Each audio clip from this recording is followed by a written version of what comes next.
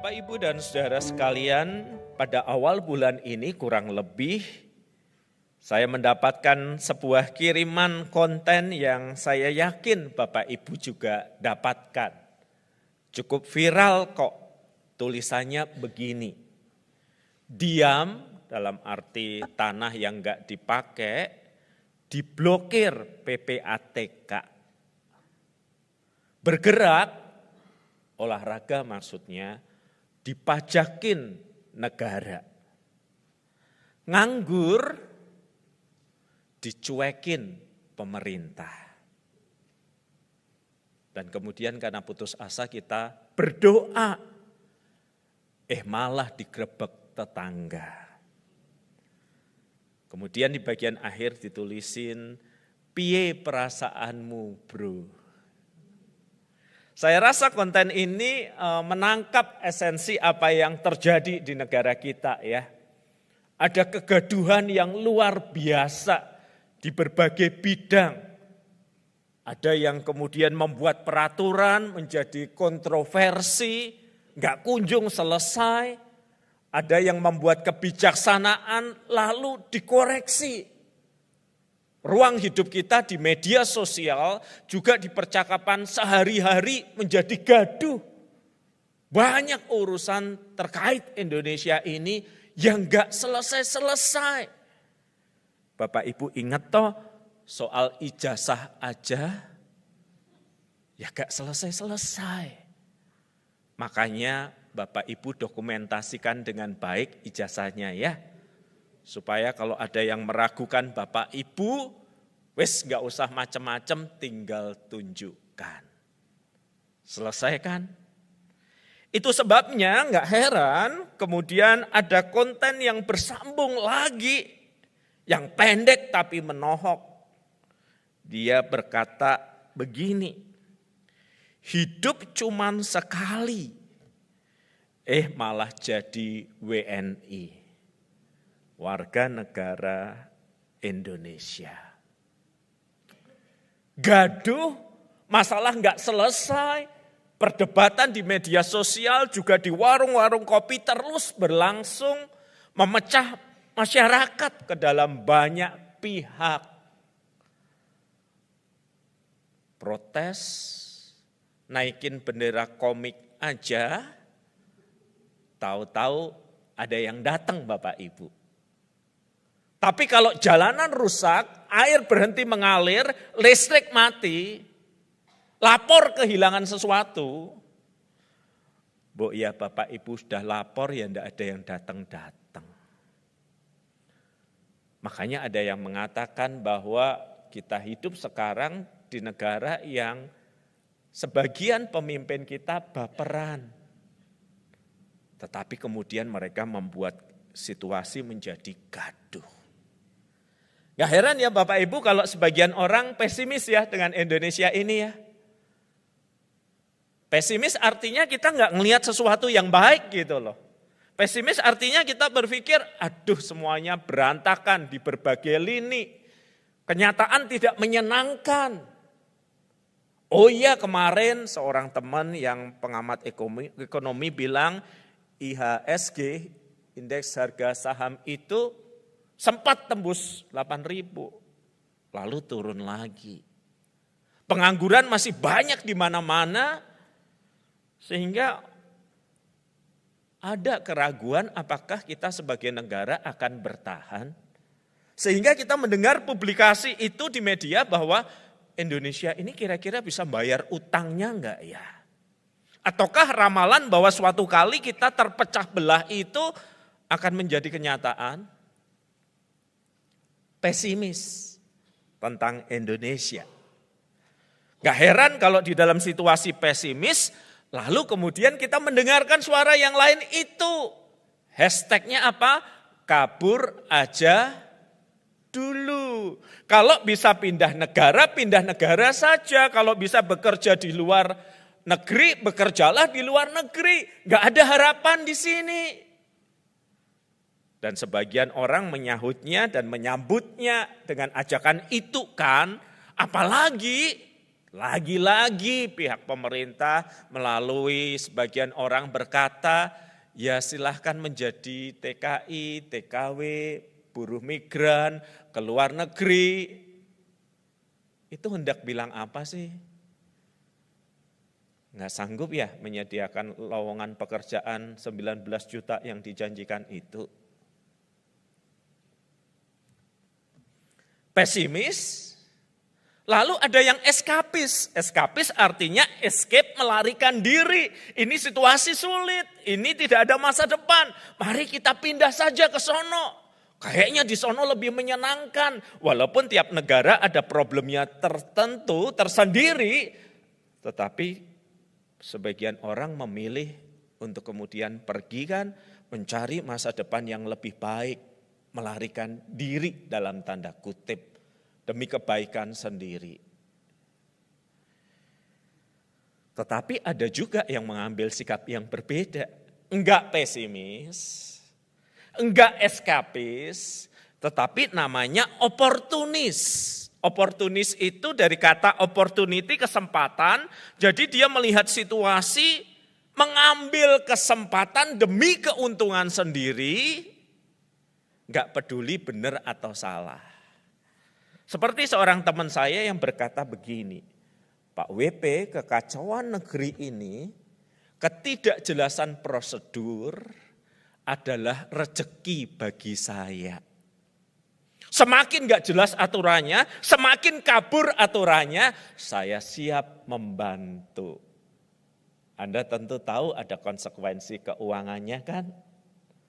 Saya masih ingat ketika saya pertama kali pindah ke Surabaya, mengurus surat pindah, sampai di meja tertentu, dia tahu pekerjaan saya pendeta, tetapi malangnya bagi orang itu, pendeta itu kayak pendeta gereja sebelah sono gitu loh. Yang koleksi mobilnya banyak banget, rumahnya di mana-mana, lalu dia nanyain, kalau Pak Pendeta Wahyu Pramudia gerejanya apa? Saya bilang GKI Pak. Oh, persis seperti yang sono, yang gede itu ya. Ya saya mau bilang kurang lebih ya Pak, tapi gereja kami lebih kecil, pinggir sungai. Gitu. Tapi pendeta kan seperti mereka semua ya Pak. Dalam hati, mati aku. Lalu dia bilang gini, jangan khawatir Pak Pendeta, semua bisa diurus. Cuman perlu waktu.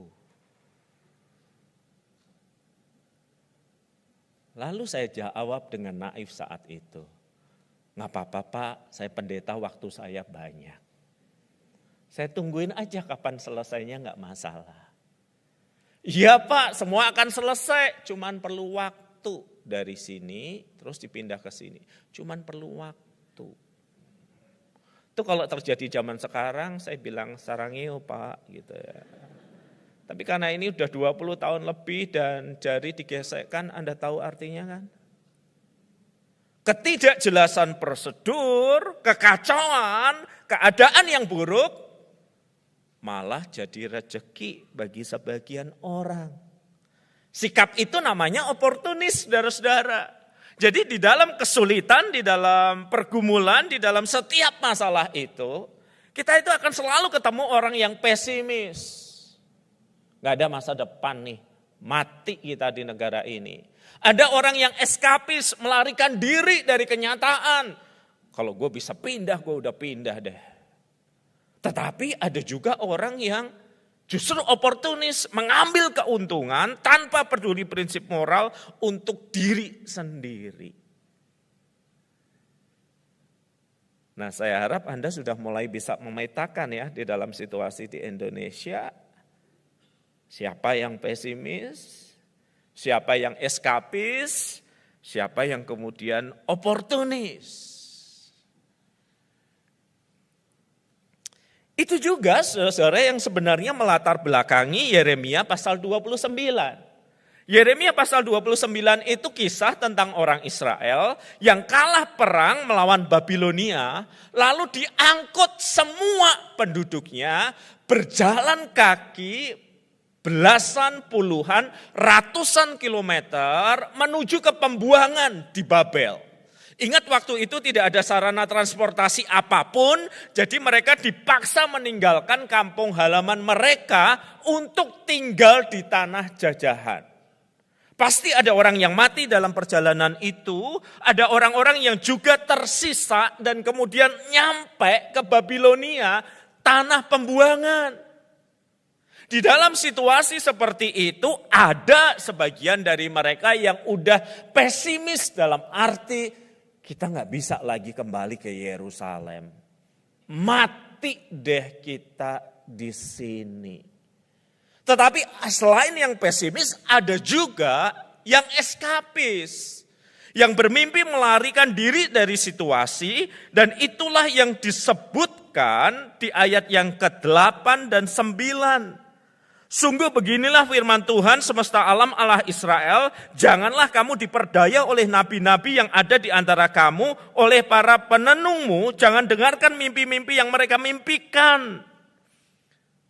Ada sebagian orang yang mendengarkan pada nabi, pada para penenung yang berkata bahwa 2 tahun saja kok kita di pembuangan, gak akan lama.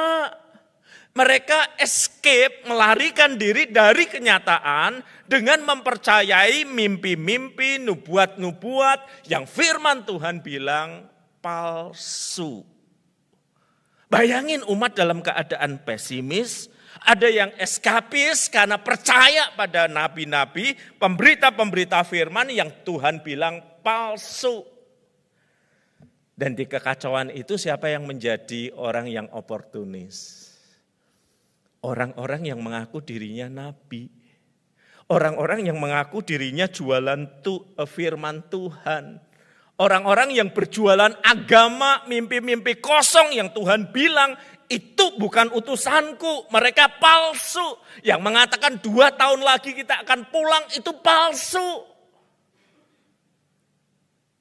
Yang mengambil keuntungan justru orang yang tahu agama, pemimpin agama. Dia mentwist, memutarbalikkan kebenaran. Tuhan tidak berfirman, tapi dia meraih kepopuleran, meraih keterkenalan, dan barangkali juga meraih uang karena mereka mengatakan hal-hal yang menyukakan hati umat, tetapi tidak sesuai dengan kehendak Tuhan. Di dalam keadaan susah memang jualan agama tuh paling menarik ya saudara-saudara. Agama apapun. Ketika ada orang yang bisa menyampaikan dengan cara yang memukau, meyakinkan, menyenangkan, crowd itu semua ngikut dia. Berbicara atas nama Tuhan, memberikan penghiburan, tapi Tuhan sendiri bilang apa? Palsu. Jumlah banyak tidak mengindikasikan bahwa kebenaran hadir di sana. Pesona karisma seseorang tidak menjadi indikator bahwa dia dipakai Tuhan. Bisa saja di mata Tuhan dia disebut palsu. Walaupun pemberitaannya menyenangkan telinga. Itulah kondisi orang Israel pada waktu itu. Pesimis dengan kekalahan yang mereka harus alami, terbuang dari tanah, sebagian bermimpi kita segera meninggalkan tempat ini, gak usah bikin rumah, gak usah bikin sesuatu, udah tunggu aja 2 tahun kata sang nabi, yang pengikutnya banyak kita akan keluar dari sini. Pesimis, eskapis, dan sayangnya pemuka agama palsu itu menjadi sangat oportunis dengan situasi kayak begitu. Pokoknya Anda lihat saudara, di dalam setiap penderitaan, masalah, pergumulan yang terjadi secara global, itu selalu ada pemuka agama yang pasti akan jualan sesuatu. Berita penghiburan, tetapi palsu. Nah, kita sudah pernah mengalami ya di masa pandemi ya. Ada orang-orang tertentu bilang, ini pendek, segera selesai. Kalau kamu hafalin ayat ini, gak bakalan kena COVID. Kalau kamu tuangkan minyak ini, gak bakalan kamu tersentuh. Mati tuh orang-orang itu. Sekali lagi itu sebuah peringatan bahwa yang populer, menyenangkan telinga, belum tentu dari Tuhan. Walaupun meminjam namanya. Lalu apa yang Tuhan ingin umat lakukan dalam situasi seperti itu? Saudara-saudara, yang pertama firman Tuhan itu berkata dengan jelas di ayat yang ke-10, sungguh beginilah firman Tuhan, apabila telah genap 70 tahun bagi Babel, barulah aku melawat kamu. Firman Tuhan menghadapkan umat pada sebuah kenyataan, 70 tahun realistis. Enggak 2 tahun, 2 tahun itu palsu, 70 tahun lah yang akan kamu alami. Itu bagian dari rancangan Tuhan yang Tuhan kehendaki untuk terjadi sebagai sebuah peringatan atas pemberontakan mereka. Terima realita ini, terima kenyataan ini. Realistis, tajam melihat kenyataan. Enggak terbuai dengan mimpi-mimpi palsu dan bohong. 70 tahun, 1-2 generasi berlalu. Bersikap realistislah, terimalah kenyataan. Tetapi kadang orang kalau cuma realistis, dia itu bisa tenggelam dan menjadi pahit dalam kenyataan. Ya Pak, memang suami saya suka mukul saya, suka KDRT. Saya terima kenyataan itu. Pertanyaan selanjutnya kan, so what? Lalu apa? Ya Pak, istri saya memang orangnya kayak begitu. Saya terima kenyataan ini. Tapi terus apa? Lalu apa? Makanya sikap realistis itu tidak pernah dan jangan dibiarkan sendirian. Dia harus didampingi dengan sikap berpengharapan. Di ayat 11 tertulis, sebab aku mengetahui rancangan-rancangan yang kupikirkan mengenai kamu, demikian firman Tuhan, yaitu rancangan damai sejahtera dan bukan rancangan malapetaka, untuk memberikan kepadamu masa depan yang penuh harapan. Jadi ada sikap realistis yang Tuhan ajarkan, 70 tahun itu lama loh. Tetapi berpengharapan bahwa Tuhan melakukan sesuatu, bahwa Tuhan bekerja, bukan untuk mendatangkan malapetaka, tetapi kebaikan, memberi hari depan yang penuh harapan. Dan sikap realistis, berpengharapan, itu akan menolong kita untuk tiba pada sikap yang ketiga. Ayat yang kelima. Dirikanlah rumah dan tempatilah, buatlah kebun dan nikmatilah hasilnya. Ambillah istri, perolehlah anak laki-laki dan perempuan. Ambillah istri bagi anakmu laki-laki dan carikan suami bagi anakmu perempuan. Di ayat yang ketujuh, usahakanlah kesejahteraan kota di mana aku membuangmu dan berdoalah untuk kota itu sebab kesejahteraannya adalah kesejahteraanmu. Kalau orang menerima kenyataan, kalau orang berpengharapan kepada Tuhan, maka dia bisa diharapkan berkarya. Orang buat rumah kan bukan cuma untuk masa kini, juga untuk masa depan. Orang membuat kebun kan bukan cuma untuk masa kini, juga untuk masa depan. Jadi sikap realistis disertai dengan pengharapan akan memampukan umat Tuhan untuk berkarya di tengah situasi yang tidak menyenangkan. Ini Indonesia tempat kita hidup dan berada Bapak Ibu. Situasinya enggak menyenangkan kan? Kita semua tahu.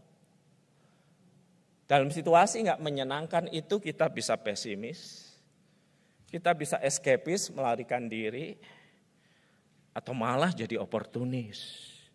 Wis ben ribut terus Pak, ben geger terus. Aku dapat duit dari situasi itu. Atau kita mendengarkan suara Tuhan itu dan kita bisa memilih 3 sikap yang berbeda. Realistis, bahwa negara ini masih 80 tahun, belum cukup panjang. Negara ini luas banget, banyak hal tidak tertata, belum tertata dengan baik, diterima kenyataannya, tetapi punya pengharapan ke depan bahwa Tuhan tidak meninggalkan negeri ini. Sehingga kemudian kita bisa berkarya bagi negeri ini. Ya saudara-saudara, ketika Anda memberikan dukungan untuk beasiswa melalui komisi di GKI Ngagel, kan kita juga berpengharapan kan, bahwa mereka anak-anak beasiswa ini akan tumbuh meraih pekerjaan yang lebih baik, masa depan yang lebih baik. Ketika kita mendukung guru agama agar dapat melayani dengan baik, kita ingin melahirkan generasi-generasi yang mencintai dan mengasihi Kristus. Ketika kita membuka sekolah TKKB Bintang Talenta, kita ingin menyediakan pendidikan Kristiani yang bagus dengan biaya terjangkau. Karena kita percaya anak-anak itu adalah masa depan bagi negeri ini. Ketika kita kemudian akan memulai lagi pelayanan kesehatan lewat poliklinik setelah bangunan di 79 akan berdiri nanti di sebelah saudara ini. Itu kan juga dengan keinginan berkontribusi bagi negeri. Kecil memang yang kita lakukan, sedikit dibandingin negara yang gede ini. Ketika kita mengirim utusan Injil kita ke luar negeri dan ke satu bagian dari Indonesia, kita juga ingin berperan menjadi terang di situ. Teman-teman yang melakukan aksos di banyak tempat. Semuanya kan kita lakukan kan karena kita sadar Indonesia kayak begini. Tetapi kita percaya Tuhan menyertai, kita punya pengharapan di dalam Tuhan, maka kita bisa berkarya. Kita bisa do something dan bukan sekedar mengutuki kegelapan yang ada. Dan semua kita lakukan Bapak Ibu karena rasa cinta kita kepada Tuhan kan. Karena rasa syukur kita untuk negara yang Tuhan anugerahkan kepada kita untuk tinggalkan. Dan semua membutuhkan partisipasi Bapak Ibu kan. Bapak Ibu juga bekerja di bidang Bapak Ibu masing-masing. Menjadi berkat dimanapun Bapak Ibu berada. Menjadi kesaksian garam dan terang dimanapun Bapak Ibu berada. Dan bersama-sama sebagai jemaat maupun sebagai pribadi. Kita pengen realistis banget ngelihat Indonesia. Kita prihatin. Tetapi kita nggak mau menjadi pesimis dan pasif. Kita juga nggak mau eskapis, apalagi kemudian oportunis mengambil keuntungan. Enggak. Kita punya pengharapan bahwa Tuhan menyertai negara kita. Dan kemudian kita berkarya. Sejak 1 September 1945, tulis Bung Karno, presiden kita yang pertama. Kita memekikkan pekik merdeka. Dengungkan terus pekik itu sebagai dengungan jiwa yang merdeka. Jiwa merdeka adalah jiwa yang berjuang dan bekerja. Berjuang dan bekerja. Buktikanlah itu. Merdeka. Kok Bapak Ibu diam sih? Kita coba sekali lagi ya. Merdeka. Merdeka. Udah 2 kali, kalau 3 dikira kampanye. Kita berdoa. Ini negara yang membuat kami sakit kepala Tuhan dan sangat mudah kami menjadi pesimis. Sangat mudah kami pengen melarikan diri dari segala situasi yang kurang baik ini. Sangat mudah bagi kami untuk menjadi oportunis, mengambil keuntungan tertentu. Tetapi bukan itu yang Kau ajarkan kepada kami. Engkau mengajarkan kepada kami untuk bersikap realistis, cermat dalam melihat situasi yang ada. Engkau mengajar kami untuk berpengharapan bahwa Tuhan tidak pernah meninggalkan kami dimanapun kami berada. Dan dengan demikian kami bisa berkarya. Baik sebagai gereja maupun sebagai pribadi bagi negara ini. Tolong GKI Ngagel, tolong setiap kami. Karena ketaatan kami kepada Tuhan, kami mengabdi dan berbakti bagi negeri ini. Amin.